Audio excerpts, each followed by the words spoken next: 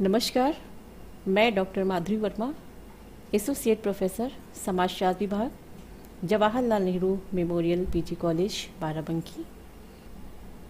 आज मैं पुनः आपके सम्मुख उपस्थित हूँ एक नई लेक्चर सीरीज़ के साथ, जिसका टॉपिक है केस स्टडी मेथड यानी व्यक्तिक अध्ययन पद्धति।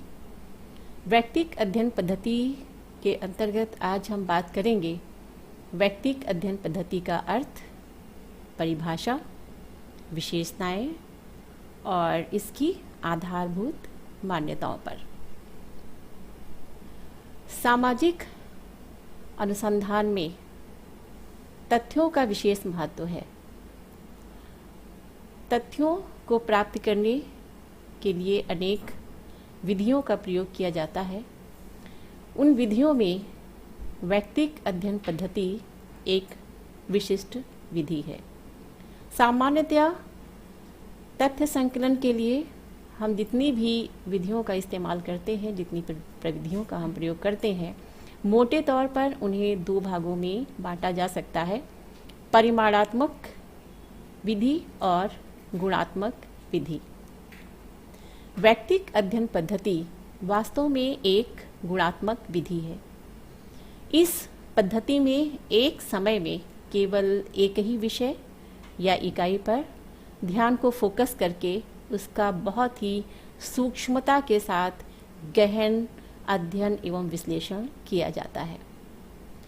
इसी चीज़ को परिभाषित करते हुए एम.ए. वॉटसन ने डिक्शनरी ऑफ सोशियोलॉजी में लिखा है कि जब हम किसी इकाई को उसकी सामाजिक, सांस्कृतिक पृष्ठभूमि में रखकर परिपूर्ण रूप से अध्ययन करते हैं तो उसे व्यक्तिक अध्ययन कहते हैं। ऐसी इकाई हम किसी व्यक्ति विशेष को या किसी परिवार, सामाजिक समूह, सामाजिक संस्था या समुदाय को बना सकते हैं। विशुद्ध सांख्यिकी पद्धति के विपरीत व्यक्तिक अध्ययन में हमें एक विशेष प्रकार के सतत अनुभवों का एक क्रमबद्ध चित्र प्रस्तुत करते हैं। इस रूप में समय प्रवाह में विविध अनुभवों, सामाजिक शक्तियों तथा प्रभावों की पृष्ठभूमि में किसी इकाई का गहन व तर्कयुक्त अध्ययन ही व्यक्तिक अध्ययन है। सामाजिक अनुसंधान में अगर हम बात करें तो इस पद्धति का सबसे पहले वैज्ञानिक तरीके से, क्रमबद्ध तरीके से प्रयोग करने का श्रेय जाता है फ्रेडरिक लीपले को। फ्रेडरिक लीपले ने 1855 में श्रमिकों की आर्थिक दशाओं का अध्ययन करने के लिए इस पद्धति का उपयोग किया था। इसके बाद हर्बर्ट स्पेंसर ने भी विभिन्न संस्कृतियों के तुलनात्मक अध्ययन के लिए इस पद्धति का व्यापक रूप से उपयोग किया। विलियम हीली द्वारा बाल अपराधियों का अध्ययन करने के क्षेत्र में भी ये पद्धति एक महत्वपूर्ण आधार बनी। रॉबर्ट रेडफील्ड और ऑस्कर लेविस ने भी इस पद्धति का उपयोग करके कृषक संस्कृति तथा जनजातीय संस्कृति का अध्ययन किया। समाजशास्त्री थॉमस एवं डैनकी ने पोलैंड के किसानों का समाजशास्त्रीय अध्ययन करने के लिए जीवन इतिहास संबंधी प्रलेखों का प्रयोग करके ये प्रमाणित कर दिया कि इस विषय के द्वारा, इस विधि के द्वारा किसी भी समूह या समुदाय के जीवन को एक इकाई मानकर वस्तुनिष्ठ तरीके से अध्ययन किया जा सकता है। व्यक्तिक अध्ययन पद्धति को परिभाषित करते हुए P.V. यंग ने अपनी पुस्तक scientific social survey and research में लिखा है कि व्यक्तिक अध्ययन किसी एक सामाजिक इकाई के जीवन की खोज और विश्लेषण की पद्धति है, चाहे यह इकाई एक व्यक्ति, परिवार, संस्था, सांस्कृतिक समूह या संपूर्ण समुदाय ही क्यों न हो। इसी प्रकार से बिसेंज ने भी मॉडर्न सोसाइटी में लिखा है कि व्यक्तिक अध्ययन गुणात्मक विश्लेषण का एक विशेष स्वरूप है, जिसके अंतर्गत किसी व्यक्ति, परिस्थिति अथवा संस्था का अत्यधिक सावधानी पूर्वक और पूर्ण अवलोकन किया जाता है। इस प्रकार से यदि हम देखें तो उपर्युक्त सभी परिभाषाओं से, विश्लेषण से ये स्पष्ट होता है कि वैयक्तिक अध्ययन पद्धति का तात्पर्य एक ऐसी पद्धति से है जिसके अंतर्गत एक सामाजिक इकाई के सभी पहलुओं का, सभी पक्षों का, जैसे कि व्यक्ति, परिवार, समूह, संस्था, समुदाय आदि का व्यापक रूप से सूक्ष्म और गहन अध्ययन प्रस्तुत किया जाता है। अब हम बात करते हैं वैयक्तिक अध्ययन पद्धति की विशेषताओं की। वैयक्तिक अध्ययन पद्धति की विशेषताओं में पहली विशेषता है समस्या का गहन अध्ययन। इस प्रविधि की यह विशेषता है कि इसमें घटना या समस्या से संबंधित इकाई का बहुत ही गहनता से और गंभीरता से अध्ययन किया जाता है और यही कारण है कि ये अध्ययन एक लंबे अरसे तक चल सकता है। इस विधि के अंतर्गत समस्या से संबंधित इकाई का उसके अतीत से लेकर वर्तमान समय तक का आवश्यक संपूर्ण अध्ययन किया जाता है। अध्ययन में इकाई से संबंधित गहन से गहन, छोटी सी छोटी, सूक्ष्म से सूक्ष्म सूचनाएं एकत्रित की जाती हैं या एकत्रित करने का प्रयास किया जाता है। इसकी दूसरी विशेषता है व्यक्तिगत अध्ययन।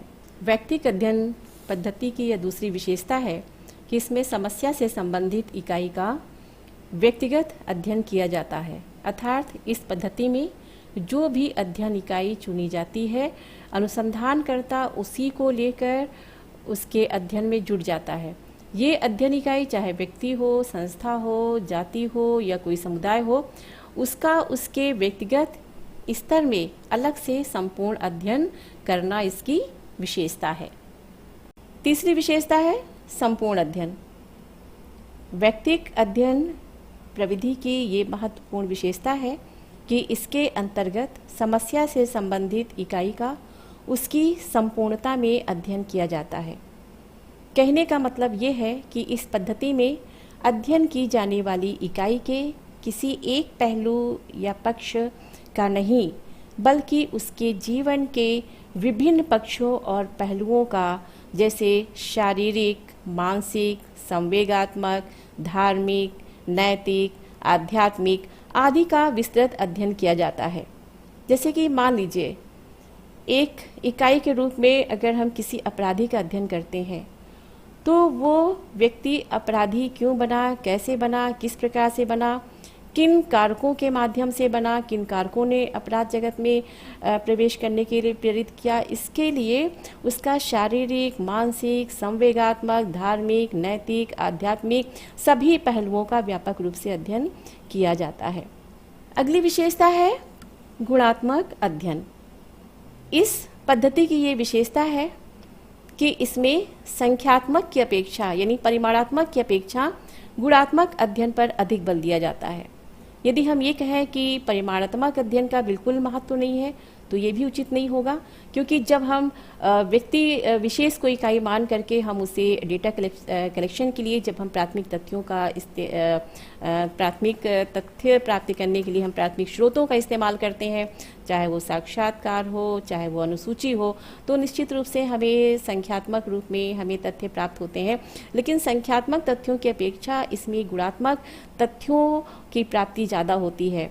इसलिए तथ्यों के संकलन से लेकर के इसमें निष्कर्ष निकालने तक की प्रक्रिया तक संख्याओं का सहारा बहुत ही कम लिया जाता है और वर्णनात्मक विधि से पूरा जीवन इतिहास तैयार किया जाता है उस इकाई का जिसको हमने अध्ययन के लिए चयनित किया है। आखिरी जो इसकी विशेषता है वो है कारक तत्वों का अध्ययन। कारक तत्वों का अध्ययन का तात्पर्य यहाँ पर यही है कि जिस भी इकाई को हम अध्ययन के लिए चयनित करते हैं वह इकाई उस इकाई के अंतर्गत, उस इकाई के जीवन में, जैसे कि अभी हमने बात की थी कि अगर हम किसी अपराधी का व्यक्तिगत अध्ययन करते हैं तो हम ये उन कारक तत्वों को खोजने की, उनको ढूंढने की कोशिश करते हैं, ढूंढने का प्रयास करते हैं या ढूंढते हैं उन कारक तत्वों को जिनके कारण वो व्यक्ति इस अपराध जगत में प्रवेश किया। उसके जीवन में कौन सी ऐसी दशाएं उत्पन्न हो गई, कौन सी ऐसी परिस्थितियां उत्पन्न हो गई, क्या वो पहले से उस प्रकार का था, यदि पहले से वह उस प्रकृति का नहीं था तो बाद में उसके जीवन में कौन सी ऐसे तत्व उत्पन्न हो गए, ऐसी स्थितियां उत्पन्न हो गई, ऐसी दशाएं उत्पन्न हो गई जिससे कि वह अपराध के जगत में प्रवेश किया। तो इस प्रकार से हम उन कारक तत्वों को ढूंढने का प्रयास करते हैं जो किसी एक विशेष स्थिति के लिए उत्तरदायी होते हैं। तो इस प्रकार से ये है व्यक्तिगत अध्ययन पद्धति की विशेषताएं।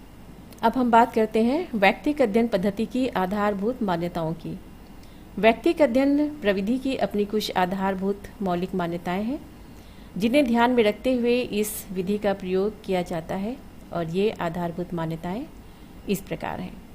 पहला है मानव व्यवहारों की मौलिक एकता। व्यक्तिगत अध्ययन पद्धति की ये पहली आधारभूत मान्यता है कि मानव व्यवहारों में एक मौलिक एकता पाई जाती है। दूसरे शब्दों में अगर हम कहें तो कह सकते हैं कि अनुसंधानकर्ता इस विधि में यह मानकर चलता है कि मानव की मूल प्रकृति सभी समान स्थितियों एवं घटनाओं में लगभग समान होती है। मानव की मौलिक प्रकृति या प्रवृत्तियों के समान होने के कारण अनुसंधानकर्ता कुछ व्यक्तिगत स्थितियों के अध्ययन के आधार पर प्राप्त निष्कर्षों को सब पर लागू करता है। इसकी दूसरी मान्यता है सामाजिक घटनाओं की जटिलता। सामाजिक जीवन के अंतर्गत घटित होने वाली घटनाएं अत्यधिक जटिल होती हैं। मानव व्यवहार में स्वयं अनेक अदृश्य एवं अमूर्त तथ्य विद्यमान रहते हैं जिन्हें देखना, समझना और जानना वास्तव में बहुत ही मुश्किल होता है। ऐसी स्थिति में मानव व्यवहार से संबंधित समस्त आवश्यक तथ्यों के ऐतिहासिक क्रम के अनुसार पहले एकत्रित कर लेने के बाद ही यह विधि प्रयोग में लाई जाती है। तीसरा है समय तत्व का प्रभाव। व्यक्तिगत अध्ययन प्रविधि की या व्यक्तिगत अध्ययन पद्धति की ये तीसरी मान्यता है कि अध्ययन की जाने वाली इकाइयाँ या इकाइयों पर समय तत्व का प्रभाव पड़ता है। इस मान्यता का ये अर्थ है कि किसी घटना या समस्या का अध्ययन उस घटना या समस्या को समय के एक छोटे दायरे में बांध करके नहीं जाना या समझा जा सकता है। आज जो भी घटना घटित हो रही है, हो सकता है कि उसका बीजारोपण कई वर्षों पहले हो चुका हुआ हो और आज उसका प्रभाव दिखाई पड़ रहा है। जैसे कि अगर हम बात करते हैं क्रांति की, अगर हम बात करते हैं परिवर्तन की, अगर हम बात करते हैं युद्ध की, तो ऐसा नहीं है कि कोई भी परिवर्तन, कोई भी युद्ध, कोई भी क्रांति अचानक रातों रात नहीं होती है। इसका बीजारोपण कई वर्षों पहले या बहुत समय पहले हो चुका होता है। अगली मान्यता ये है कि समस्त पहलुओं में घनिष्ठ संबंध। व्यक्तिगत अध्ययन पद्धति की ये मान्यता है कि मानव व्यवहार के जितने भी पहलू हैं उन सभी पहलुओं में परस्पर घनिष्ठ संबंध पाया जाता है।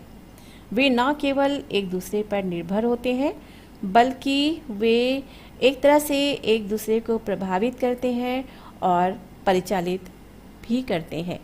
इसलिए व्यक्तिगत अध्ययन पद्धति के अंतर्गत अध्ययन इकाई के किसी एक पक्ष का नहीं बल्कि उससे संबंधित समस्त पहलुओं का, समस्त पक्षों का बहुत ही गहनता के साथ में अध्ययन किया जाता है। इसकी जो पांचवी मान्यता है वो ये है कि मानव व्यवहारों पर परिस्थिति का प्रभाव।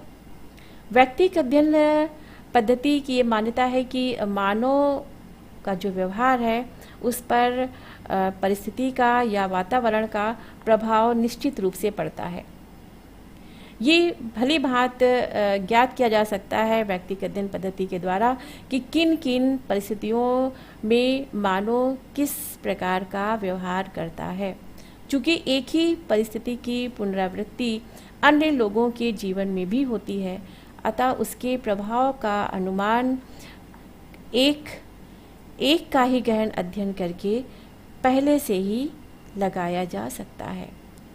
तो इस प्रकार से आज हमने बात की व्यक्तिगत अध्ययन पद्धति क्या है, इसको किस प्रकार से परिभाषित किया गया है, इसकी कौन कौन सी विशेषताएं हैं और इसकी मूल मान्यताएं, आधारभूत मान्यताएं कौन कौन सी हैं। तो आज के साथ में ये लेक्चर को हम यहीं पे ख़त्म करते हैं और इसके आगे का भाग जो है वो अगले लेक्चर के माध्यम से हम आपके सामने लेकर के आएंगे।